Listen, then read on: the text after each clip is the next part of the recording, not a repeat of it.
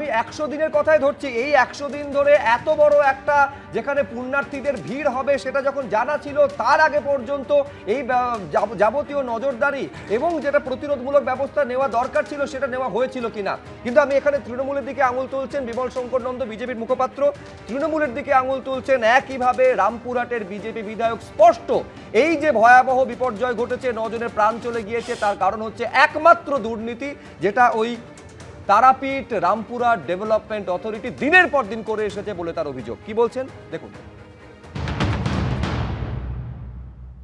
যেটা করেছে সে কাজটা হচ্ছে টাকা তোলার কাজ।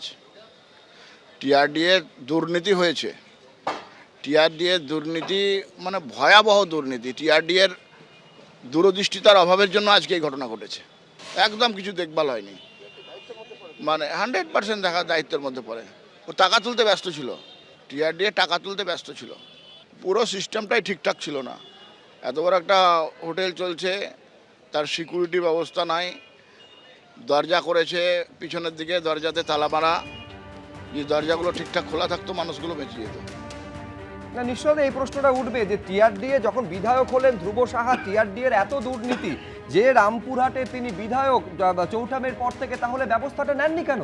নিঃসন্দেহে এই প্রশ্নটা উঠবে। কিন্তু তার আগে আমি এখানে মৃত্যুঞ্জয় পালের কাছে আসবো। যদি যারা তারাপীঠে গেছেন তারা দেখবেন যে গিজ গিজ ব্যাঙের ছাতার মতন গজিয়ে উঠেছে চারিদিকে এরকম হোটেল। এই হোটেলগুলো কতগুলো অনুমোদন রয়েছে, কতগুলো ফায়ার সেফটির যে সমস্ত নিয়ম রয়েছে সেগুলো নিয়ম মেনে চলছে, আপনাকে আতশ কাচ নিয়ে খুঁজতে হবে।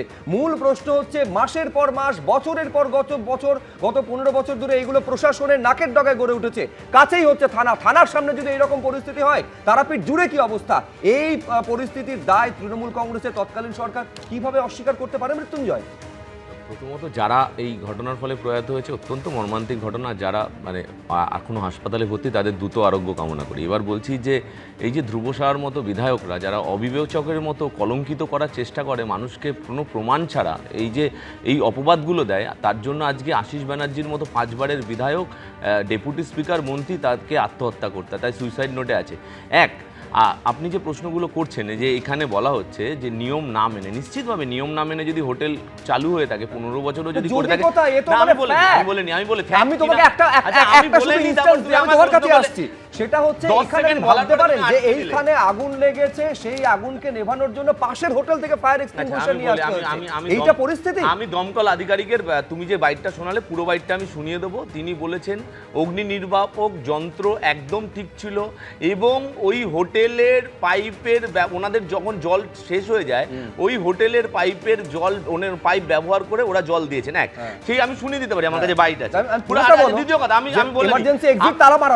বলে নিই যে এই যে টিআরডিএ তারাপীঠ রামপুরহাট ডেভেলপমেন্ট অথরিটি, এই টিআরডিএ থেকে প্রত্যেকটি হোটেলের কাছে নোটিশ পাঠানো হয়েছিল এনওসি নেওয়ার জন্য, যাতে খাদ্য সুরক্ষা, দূষণ নিয়ন্ত্রণ এবং অগ্নি নির্বাপক বিধি মানা হচ্ছে কিনা।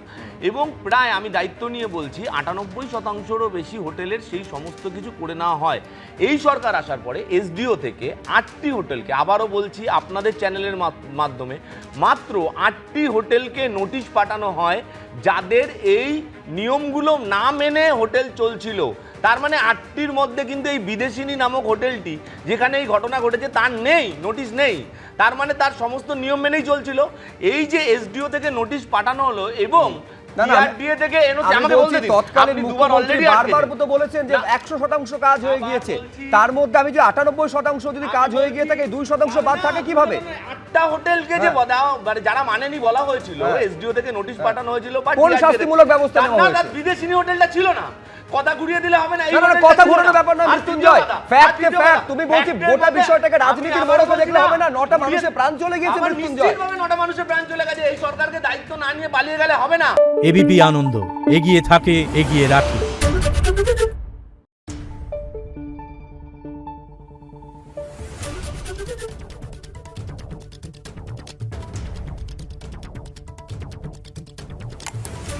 Thank you.